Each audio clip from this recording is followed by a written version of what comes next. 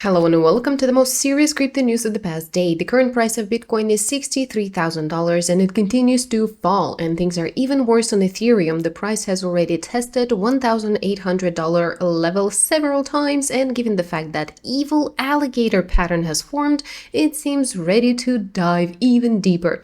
And now let's get to the news.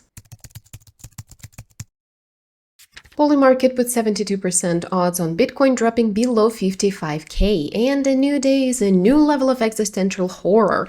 Against the background of current events, Polymarket estimates the probability of Bitcoin falling below $55,000 at 72% and probability of falling below $50,000 at 61%.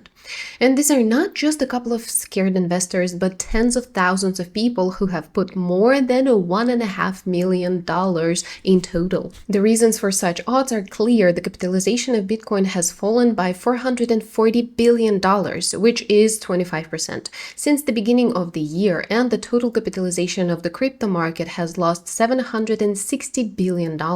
What I would like to note here is that before the active growth of Bitcoin, it never reached the exact value that most predicted. And the point is that whales start purchasing earlier to get the necessary liquidity from ordinary retail traders. And therefore, it seems to me that if most people expect a drop to $55,000, it's worth betting that growth will start earlier.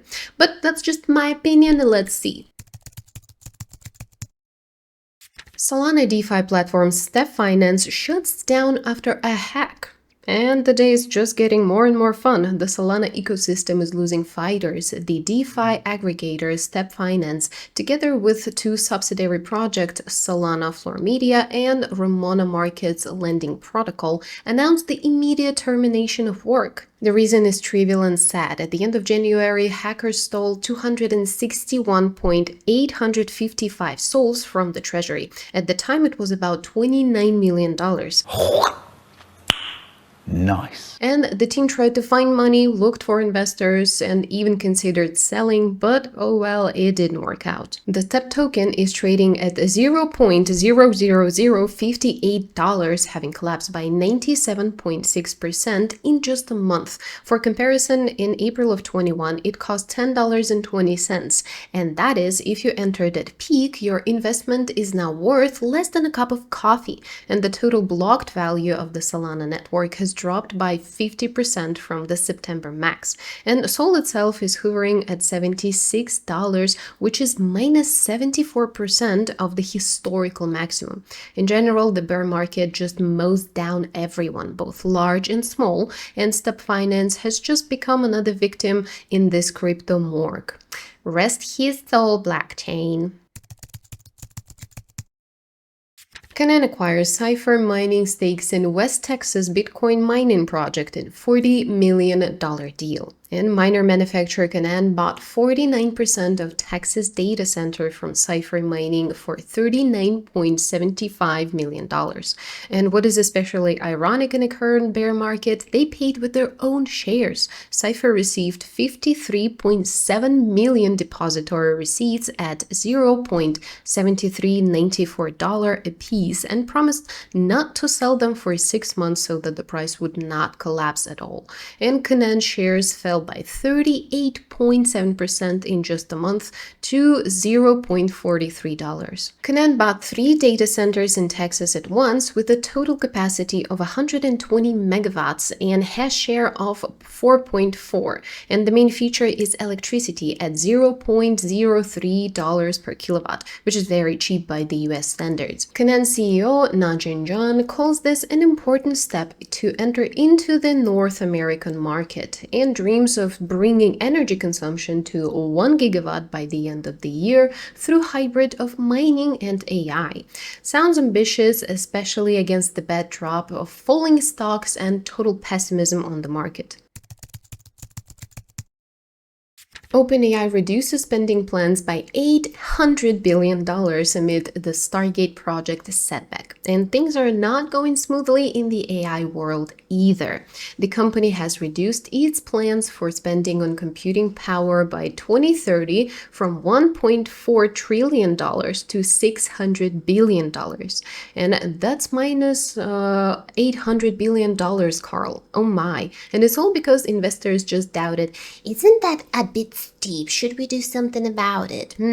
So the main failure is the $500 billion Stargate project, which was announced in early 2025 with fanfares and ribbons. And after 13 months, it turns out that the project doesn't have teams, doesn't have management, and absolutely has no facilities built. So partners like OpenAI, SoftBank, and others, they cannot agree on who builds the data centers, who owns them, and who pays for that. So top managers flew to Tokyo to persuade Masayoshi Son, but the parties still disagreed. And at the end, OpenAI tried to build it by themselves, but the banks refused to give them money. A research report warning of an AI-driven recession and stock crash has gone viral and spooked investors. So finally, we are talking about a dose of healthy pessimism, but not about the crypt, but about the whole of humanity. Citrini research experts, they rolled out a report that made investors' hair just stand up in fear, and it predicted the collapse of the economy due to artificial intelligence. Their post on X has gained 24 million views, and apparently everyone just wants to know exactly how we're all going to die. The scenario for June 28 is picturesque to say the least. The S&P 500 falls by 38%, unemployment exceeds 10%, and the mortgage is just bursting at the seams. And all of this just because AI turned out to be too effective. The logic is simple as hell. First, corporations lay off people, rejoice at the growth of margins and record profits. Then AI agents start making products in weeks, driving down prices and revenue. Then they also find the cheapest payment tools, say hello to low-fee stablecoins, and killing businesses, intermediaries, and laid off people just stop spending money. Demand drops and loans are not being repaid, mortgages are falling, taxes are not being collected, and the government is just begging to think about how to impose taxes on the AI itself. And that is a vicious cycle from which there is no way out. The markets have already reacted. The IBM shares plunged 13% in just a day, and this is the worst drop in 25 years. Because Anthropic claimed that their Claude could rewrite ancient COBOL code that banks still use. So Microsoft, Oracle, Visa, MasterCard also fell by 3 to 7%. What I can say, welcome to the future where robots take away not only our jobs, but also our ability to pay mortgage. And on that note, that's gonna be it for us for today. I will see you tomorrow. Bye.